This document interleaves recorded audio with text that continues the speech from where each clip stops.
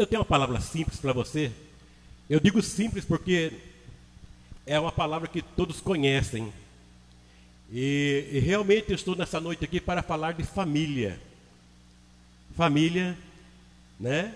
Se diz, é a célula máter da sociedade. E família nós temos que cuidar. A família não pode se deteriorar. A família não pode se acabar, se destruir. A família tem que ser construtiva, tem que crescer cada dia, cada momento. A família tem que ser bela, tem que ser linda. A família ela tem que ser exemplar. Nós sabemos que quando dentro de um casamento está tudo bem, a família toda está bem. A família, que eu digo não somente quem está dentro de casa, mas também os parentes que estão longe, as pessoas ficam mais tranquilas. E nessa noite eu quero trazer essa palavra para você nessa noite, sobre a segurança familiar, né?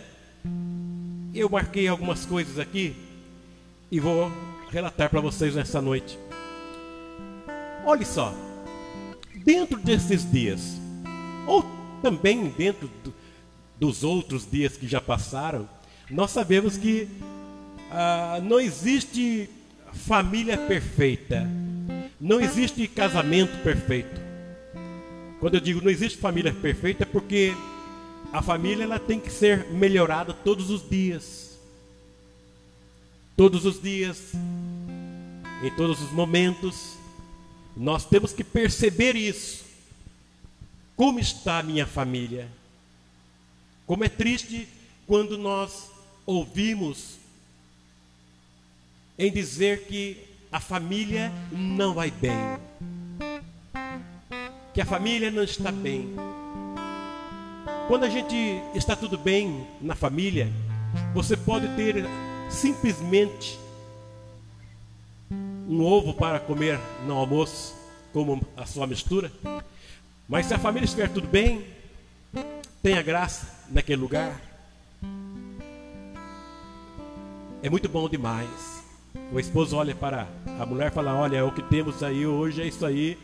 E a mulher fala assim, está tudo bem, está tudo uma boa. Não é verdade? Não adianta ter a melhor carne em cima da mesa, aquela Coca-Cola gelada, se não estiver acontecendo algumas coisas boas na família. Se tiver algumas coisas ruins acontecendo, todo aquele almoço, aquele momento, vai para o brejo. Então eu digo que a família tem que ter segurança, a família ela tem que ser divina, bela, né? Por isso que a gente fala assim, é a célula máter da sociedade. Por que é tão difícil colocar em prática, no contexto do casamento, essa simples habilidade humana de conversar e ouvir? Eu acho que é um dos maiores problemas em nossas vidas. Eu digo em nossas também, né?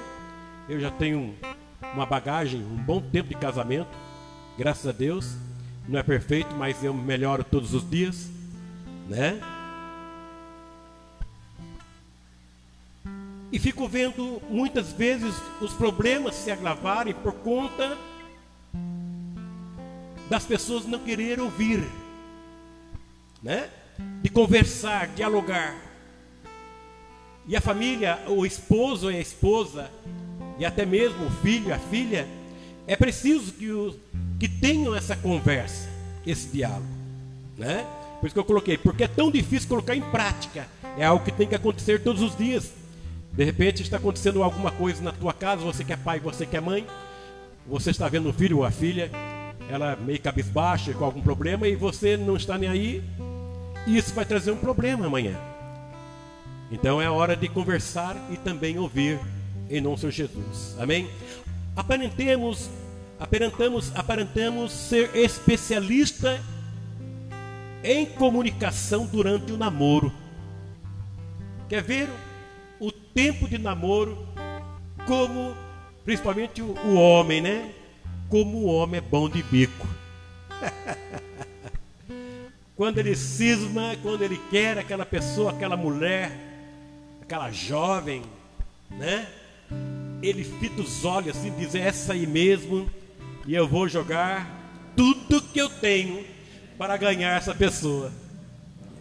Foi bem isso, quando eu conheci a minha esposa, né, a pastora Cláudia. Se bem que eu não conversei com ela primeiramente, não, fui conversar com minha sogra. Opa, sogra, né? A mãe dela, né? Primeiro. E acabou eu sabendo que ela, no outro dia, disse: é esse que é homem para a tua vida. Se ela estiver me ouvindo lá, ela está sorrindo agora, porque ela sabe que isso é verdadeiro.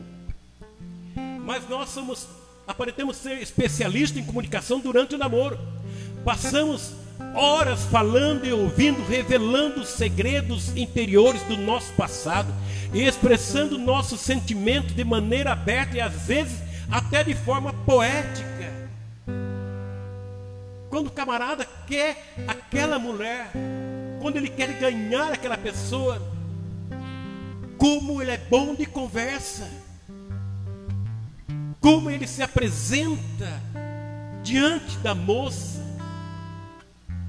Sabe, eu sempre digo uma coisa: o camarada, quando ele quer ter uma pessoa e ele de repente descobre que aquela moça gosta de flores, mas ele está duro, sem um dinheiro no bolso, ele passa perto do cemitério, ele pula lá e pega aquela rosa vermelha lá de cima do túmulo, salta o muro e corre e olha o que eu trouxe para você. Porque ele sabe que ela gosta, né? Tem alguns que plantam até bananeira, fazem tudo para ganhar a namorada, leva, né? Leva chocolate, chocolate, nem que seja na meia, né? Mas leva, porque o interesse dele é ganhar essa pessoa, né? O bom seria se a gente soubesse que essa pessoa tem a mesma intenção depois que casar.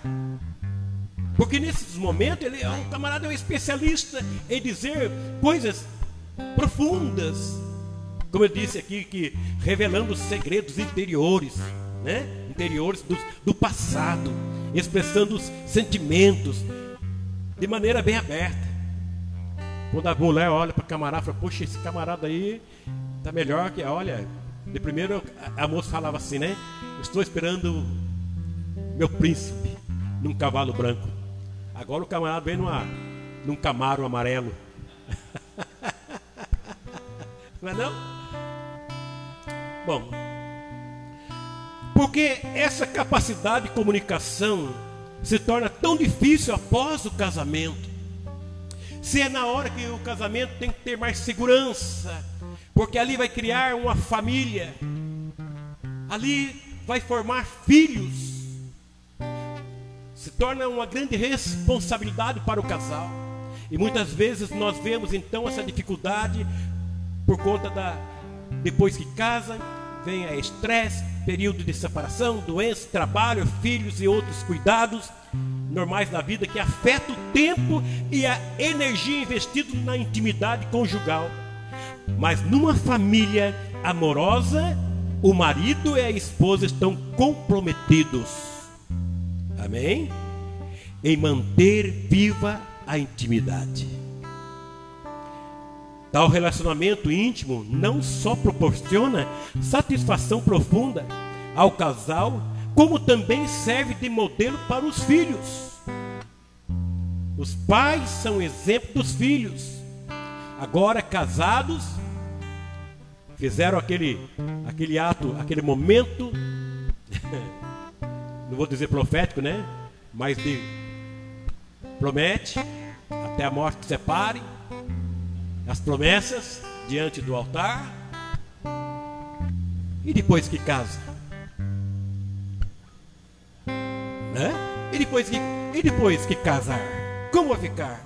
Esse modelo que infelizmente está em falta em muitas famílias contemporâneas. Numa família saudável, o relacionamento entre marido e esposa é sem dúvida o mais satisfatório e também significativo. Gente, eu gosto de ver família bem-sucedida. Nós como pastores, nós sentimos a maior felicidade quando nós vemos um casal indo tudo bem.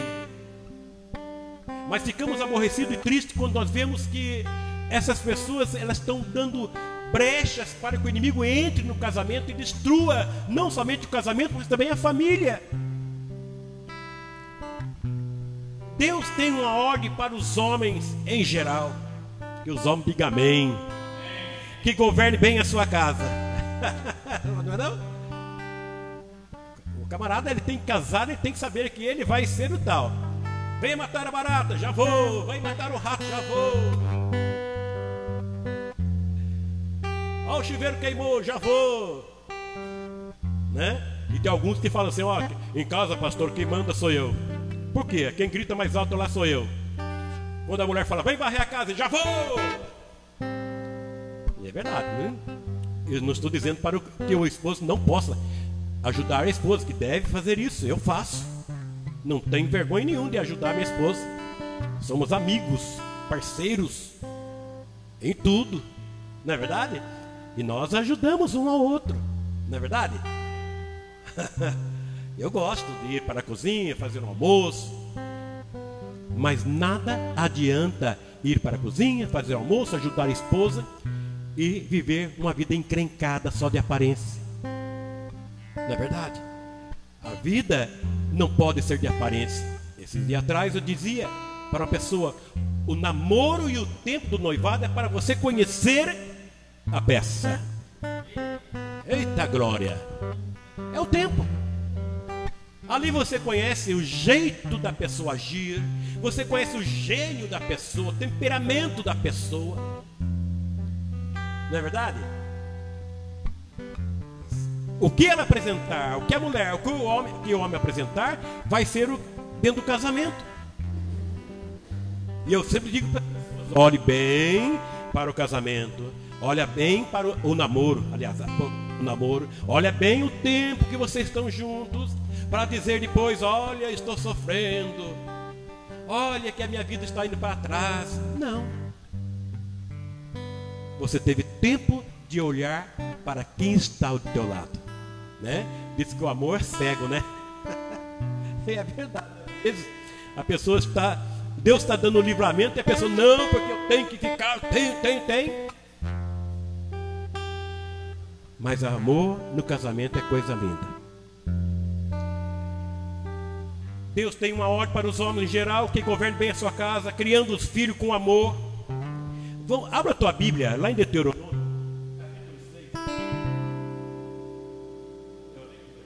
Essa aqui não é crente, né? Amém. Deuteronômio, capítulo 6, versículo 20. Começa no 10, mas eu vou ler o 20, tá? Para adiantar aqui. 6:20. No futuro, quando os seus filhos perguntarem o que significam esses preceitos, decretos e ordenanças que o Senhor, o nosso Deus, ordenou a vocês, vocês responderão: fomos escravos do faraó no Egito, mas o Senhor nos tirou de lá com a mão poderosa. O Senhor realizou diante dos nossos olhos sinais e maravilhas grandiosas e terríveis contra o Egito e contra o faraó e toda a sua família. Mas ele nos tirou do Egito para nos trazer para cá e nos dar a terra sob juramento.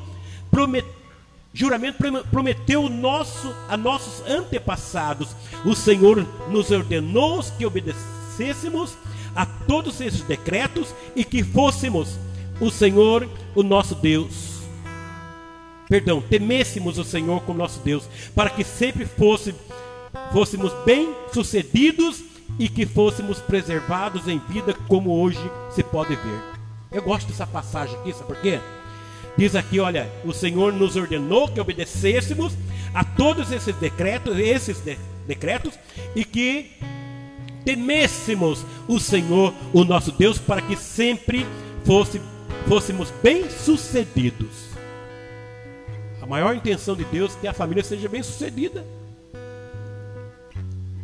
E aonde é que está o erro das pessoas? É onde as pessoas dizem: Deus sabe todas as coisas. Deus sabe que tem o maior plano de vitória para o casamento de cada um de nós. Mas somos nós que temos que cultivar esse amor que é gracioso por Deus. Amém? O pai precisa ser presente na vida dos seus filhos.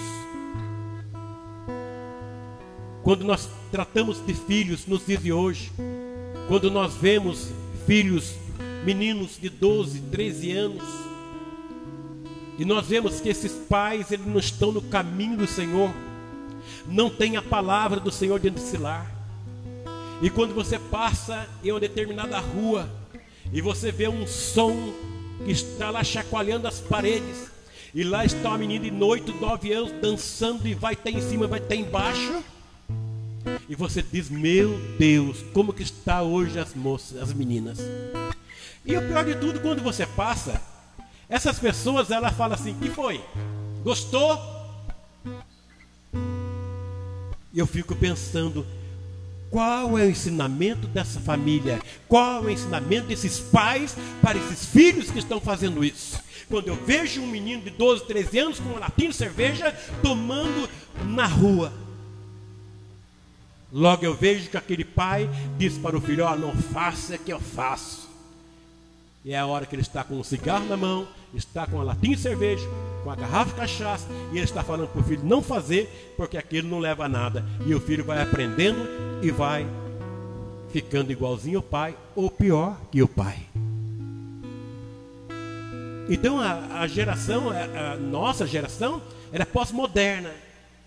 E muitas vezes o que nós falamos e estamos dizendo, e até mesmo biblicamente dizendo para as pessoas, muitos jovens adolescentes, eles vão dizer assim: olha, isso aí é para o passado, a nossa vida é outra,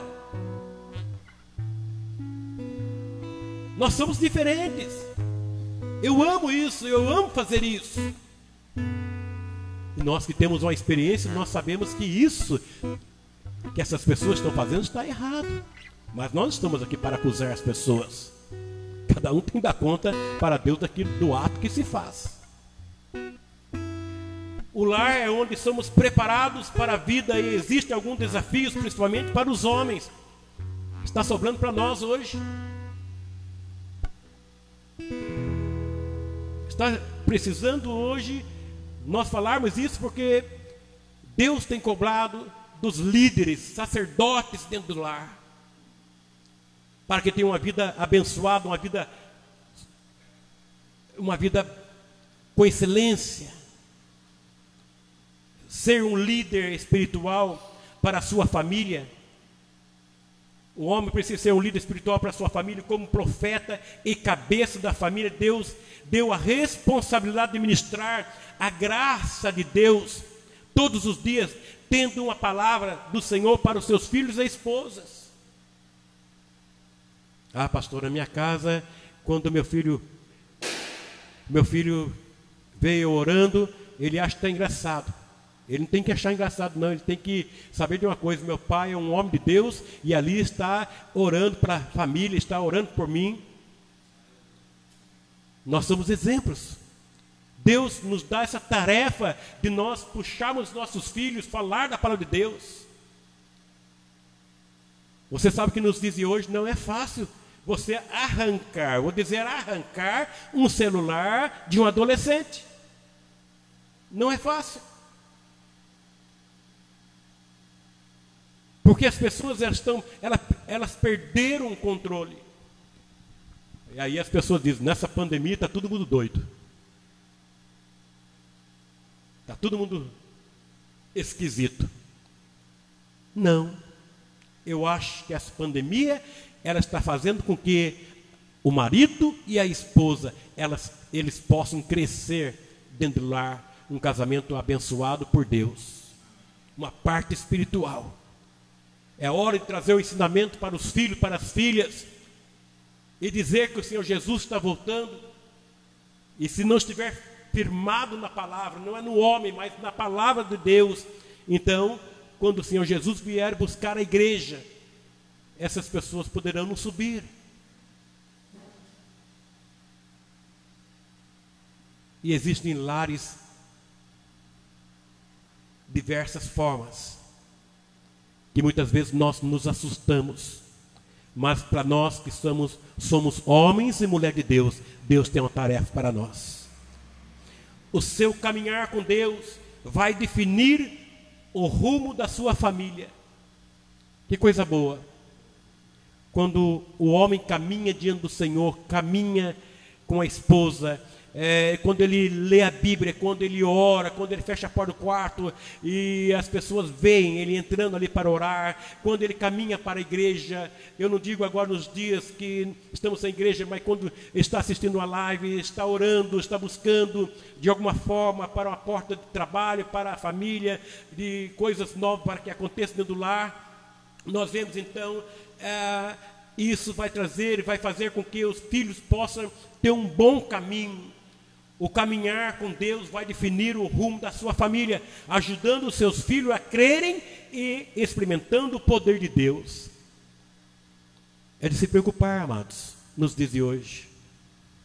É de se preocupar porque as pessoas, elas estão desligadas do Senhor. As pessoas estão preocupadas em álcool gel, com álcool 70, estão preocupadas em se limpar, se banhar e fazer de tudo para obedecer à saúde, mas muitas vezes as pessoas têm esquecido o principal, que é a palavra de Deus. É muito triste isso. Ser um marido que ame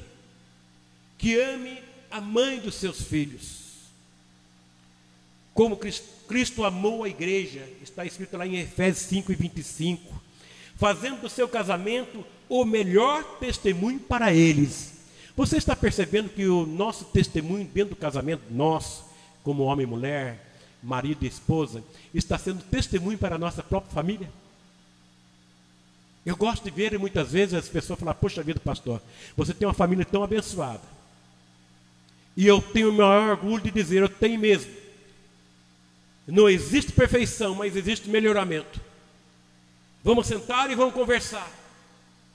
Seja eu com minha esposa, seja eu com meus filhos, vamos conversar. Casou, mas conversamos também. Está dentro de casa, vamos conversar. Então, ao amar e cuidar da esposa, o homem cria um ambiente seguro.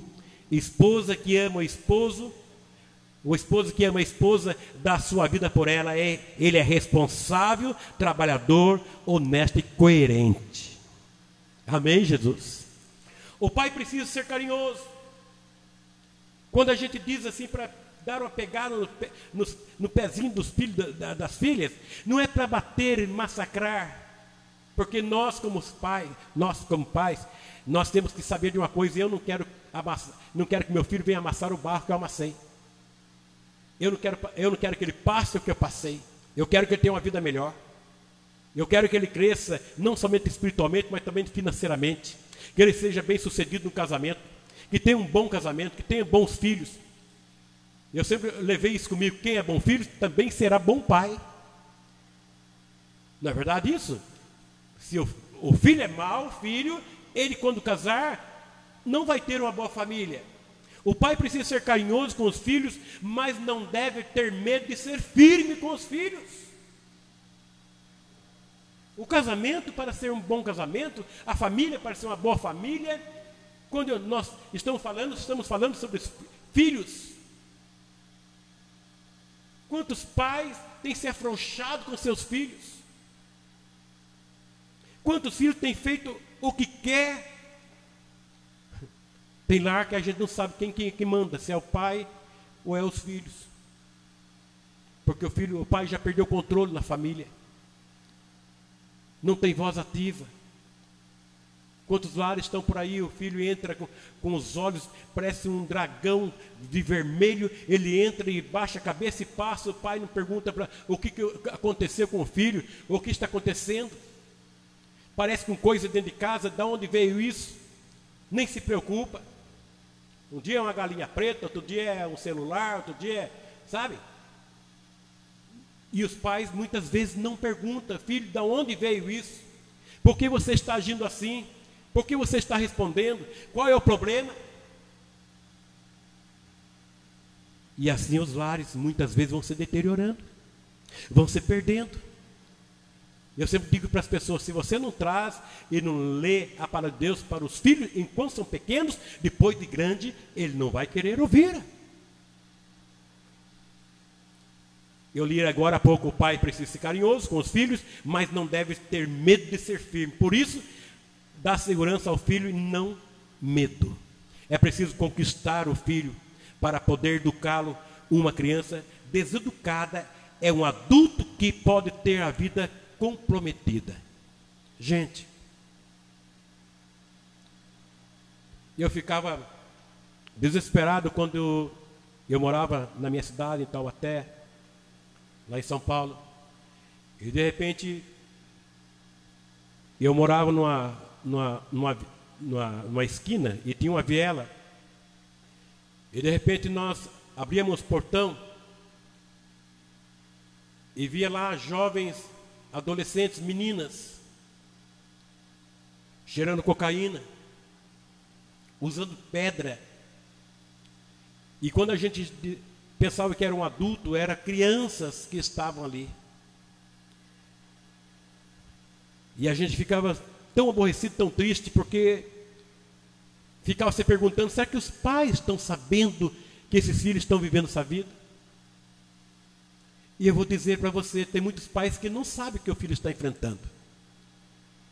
E quando ele vem a falecer por conta dos problemas da vida cometidos por eles, quando esse menino ele falece com 13, 14 anos, então os pais dizem, por que fizeram isso com meu filho? Isso até hoje, muitas mães dizem, por que fizeram isso com meu filho? Mas nunca pararam para conversar e dar atenção para aquele menino. Nunca pararam para conversar e chamar atenção. E é por isso que muitos filhos padecem. E quando eu digo que aqueles pais não sabiam, é porque também não se preocupavam com isso. E isso continua nos dias de hoje também. Eu sempre fui um pai que sempre preocupei. Eu só fechava os meus olhos a hora que meus filhos chegassem. Aí você diz, mas para onde seus filhos iam? Um trabalho, um evento da igreja. Pai, eu estou indo em tal lugar. E muitas vezes eu levava. E quando eles falavam assim, eu vou vir com alguém, eu só dormia depois que meu filho chegava. Qualquer um deles. Qualquer um dos meninos, 3 homens que eu tenho. Só ficava sossegado a hora que o último entrasse ou então chegasse. Porque eu sabia que em todos os momentos eles estavam dentro da igreja, estavam aprendendo. Os meus filhos cresceram dentro da igreja. Não são perfeitos, mas cresceram dentro da igreja. Um se virava na bateria, outro tocava violão, igual o Tiago aqui, outro cantava. Sempre os meus filhos me ajudaram na igreja. Problemas sempre nós vamos ter, com toda certeza, como digo, sempre estou dizendo, não existe família perfeita. Mas como é bom ver e poder ensinar e ver que os meninos estão crescendo na luz da palavra, estão sendo alimentados pela palavra de Deus. E quando nós olhamos, muitos pais, como eu disse, se afrouxando em chamar a atenção dos filhos. E quando acontece a pior coisa, eles dizem, por que fizeram isso com meus filhos? E nós sabemos que quando um problema se agrava na vida de um filho, o casamento vai mal, a família vai mal. É tristeza, não existe alegria. Não é uma família organizada, não é um casamento organizado. Então eu digo para vocês nessa noite, é preciso conquistar o filho, poder educá-lo. Porque uma criança sem educação dos pais é um adulto que pode ter a vida comprometida. E educar é formar homens verdadeiramente livres. Quando nós lemos aqui a palavra de Deus, que a palavra de Deus diz que o Senhor tirou o povo da escravidão para nos deixar livres. mas que tínhamos que obedecer o Senhor para que a nossa vida fosse bem sucedida. E o que está faltando em muitos lares é a falta de obediência, desobedecendo a palavra do Senhor. E isso não pode acontecer. Um pai não pode fazer promessas que não possa cumprir e nem deixar seus filhos sem resposta. Não é verdade? Um pai não pode prometer para... eu vou encher meu filho de promessa para ele ser bonzinho. Né? Eu nunca menti para o meu filho. A gente sempre mente. Principalmente quando é para criança. Se você almoçar tudo, depois eu vou te dar um picolé. O menino almoçava, nunca viu o picolé. O menino nunca viu. O Tiaguinho está dizendo aqui, né? Fizer isso, falta a gente com. Ele disse que está esperando até hoje. Não é verdade? Olha, menino, se você comer todo esse alimento aqui, depois mamãe vai te dar um picolé. Até hoje tem muitas crianças esperando picolé. Até hoje. Então as promessas que muitas vezes nós estamos fazendo antes do casamento, vamos cumprir com nossas esposas, para ter um casamento abençoado. Vamos cumprir as nossas promessas com nossos filhos. Os nossos filhos querem respostas. E nós temos que ser essa família, a célula mata da sociedade. Uma família saudável, uma família abençoada, uma família que cresça. Uma família que vai em frente, sabe? Eu louvo a Deus por minha família. Tem muitas famílias que eu louvo ao Senhor. E por aquelas que estão padecendo e passando momentos difíceis. Onde nós vemos muitos homens que prometeram em ter uma vida abençoada. Disseram para a esposa que ia ter uma vida abençoada e hoje não estão cumprindo. Começa a cumprir, marido. Começa a abençoar a tua família. Lembra lá do namoro. Lembra do tempo junto, estavam juntos no namoro. Agora casados, faça o melhor acontecer no seu lar. Né? Tem marido que fala assim: já dou tudo para comer para minha esposa, não preciso dar carinho. Não. A esposa não precisa que o marido seja igual o cara do exército que chega com... Que camarada que está acostumado a mandar no exército e chega com um fardo de feijão. Tá aí, coma aí, vamos aí. Né? E é quando a esposa precisar de um carinho, ela não tem um carinho. Não é isso. A esposa, os filhos precisam de carinho, precisam de amor, de paz, de alegria. Não é verdade? Pastor, eu não tenho, né? Tem muitos homens que estão dando graças a Deus porque agora não está precisando gastar dinheiro com a esposa no restaurante. Não é verdade? Mas você fez promessa que iria. Não é verdade? Fez promessa. Fez promessa que ia, né? Mas agora essa pandemia não posso sair e gastar. Graças a Deus, não estou precisando sair de casa. A Mara que vem para bem, né? Mas tem que ter o carinho. Não é disso? Porque quando tem o carinho, vai ter o ovo somente para almoçar, mas o esposo está satisfeito. Ainda que tem que rachar o ovo para 5 pessoas. Estica o ovo, corta em pedacinho, dá um para cada um, mas tem felicidade no casamento, tem bênção do casamento. Isso que é importante. Ter um pão só, reparte para 10. Não tem problema nenhum. Então, gente, a gente precisa aprender, precisa sempre estar presente a cada dia, a cada momento, na presença de Deus, e pedindo instrução, que Deus possa acrescentar paz, alegria na nossa vida, no nosso casamento. Não tem coisa melhor que você estar bem na tua família, você deitar e você dormir e levantar sorrindo. Pastor, mas nesses dias está difícil. Não. O cabelo da mulher pode estar lá em cima, tudo espalhado. Ninguém escovou o dente, mas é o love, é o maior amor, minha princesa, né? É a melhor coisa. Por quê que eu estou dizendo? Porque tem paz. Está tudo bem. Está tudo tranquilo. Não é verdade? Está tudo tranquilo.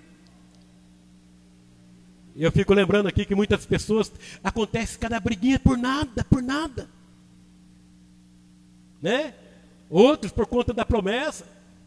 Às vezes uma briga dentro de casa porque o esposo é meio relaxado, não esquenta muito a cabeça, o pé da cama quebrou, ele vai e coloca um bloco lá embaixo, e de noite o bloco acaba quebrando também. Aí vem briga por conta de coisas simples. Nós podemos evitar tantas coisas em nossas vidas para ter um casamento abençoado, casamento melhorado. Nós sabemos que não podemos dar brecha para que o inimigo entre no nosso casamento. Amém, Jesus? Que vocês tenham uma boa noite, tranquila, um sono reparador com a tua família essa noite. Que o teu casamento seja melhorado. Que a família se dê bem. Que a paz de Cristo esteja no lar. Que o Senhor esteja governando a tua família. Que dentro da tua família existe educação, repreensão, mas com amor. Filhos são bênção do Senhor. Cuide bem da tua família. Em nome de Jesus.